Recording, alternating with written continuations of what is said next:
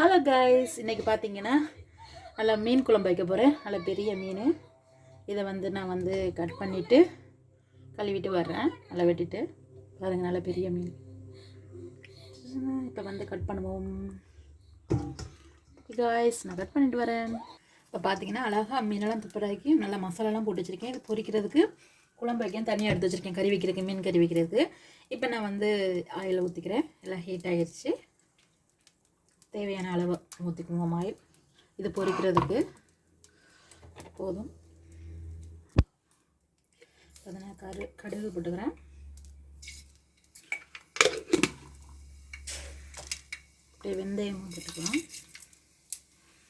இங்கிட்டு மீன் பொரிக்கலாம்.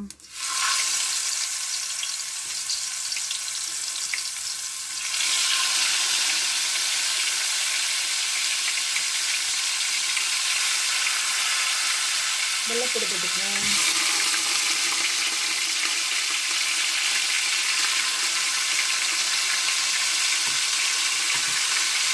பச்சைமிளகா, வெங்காயம் போட்டுக்கலாம். கருவேப்பிலை போட்டுக்கலாம்.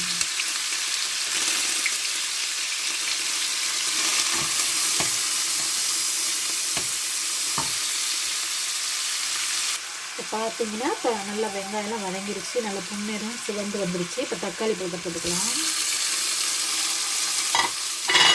தேவையான அளவுக்கு நம்ம உப்பு போட்டுக்குவோம். குழம்புக்கு தேவையான அளவு கறிக்கு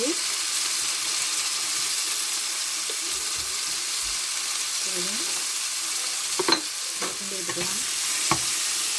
இப்போ பார்த்தீங்கன்னா தக்காளி நல்லா வதங்கிட்டு மஞ்சத்தூள் போட்டுக்கிறேன். மஞ்சத்தூள் தேவையான அளவு. இப்போ நான் மிளகாத்தூள் போட்டுக்கிறேன். கறி மிளகாத்தூள்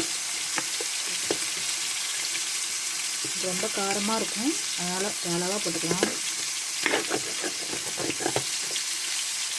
அதுக்கு தேங்காய் பால் போட்டுக்கலாம்.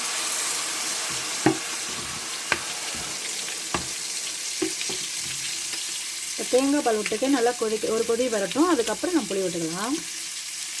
இப்போ பார்த்தீங்கன்னா தேங்காய் பால் விட்டு ஒரு கொதி வந்துட்டு நம்ம ஒரு கப்பு நான் புளி கரைச்சி வச்சுருக்கேன். அதை ஊற்றிக்கிறேன். நான் புளி விட்ட பிறகு நல்லா கொதிக்கட்டும். கொதி வந்த பிறகு மீனை போட்டுக்கலாம். இப்போ பார்த்தீங்கன்னா நல்லா வாசனை அடிக்குது. நல்ல ஒரு வாசனையாக இருக்குது. இப்போ மீனை போட்டுக்கலாம். கொதிக்கிருக்கு. டேஸ்டியான மீன் குழம்பு. மீன் முட்டை பெருசாக இருக்குது. மீன் முட்டைங்க பெரிய மீன். இப்போ நல்லா கொதிக்கட்டும். இப்போ எல்லாத்தையும் போட்டாச்சு. இப்போ நல்லா கொதிக்கட்டும்.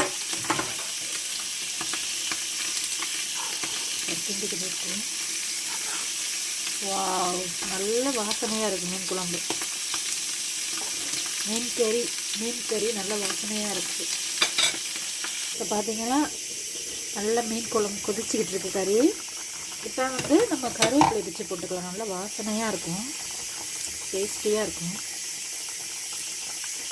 டேஸ்டியான மீன் கறிக்கு கருவேப்பிலை பிச்சு போட்டாச்சு. நல்ல வாசமாக இருக்குது. நல்லா கொதிச்சிருச்சு வேறு. உப்பெல்லாம் சூப்பராக எல்லாம் கரெக்டாக இருக்குது. ஒரு கொதி வரட்டும். நல்லா என்ன கொதிக்கட்டும். இப்போ பார்த்தீங்கன்னா மீன் கறி ரெடி ஆயிடுச்சு. இப்போ நம்ம சர்வ் பண்ணிக்கலாம், சாப்பிட்டுக்கலாம். இங்கே பாருங்கள் மீன் முட்டை எப்படி இருக்குன்னு. நல்லா வந்துருக்குது. நல்லா வாசமாக இருக்குது மீன் கறி. குத்தரிசி ரைஸ் வேக வச்சுருக்கேன். நல்லா வெந்துட்டு இப்போ நம்ம சாப்பிட ஆரம்பிக்கலாம்.